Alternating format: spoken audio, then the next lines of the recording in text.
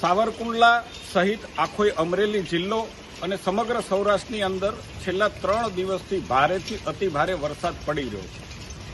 ખેડૂતોની પણ રજૂઆત આવી છે। 1 થી 10 ઇંચ સુધીનો વરસાદ છે। નદી નાળાઓ છલકાઈ ચૂક્યા છે।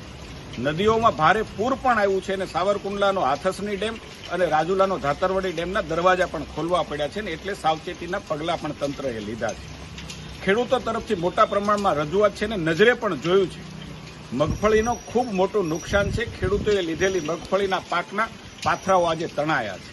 કપાસના પાકને ભારે નુકસાન છે। ફાલ આજે નીચે પડી પણ ગયો છે।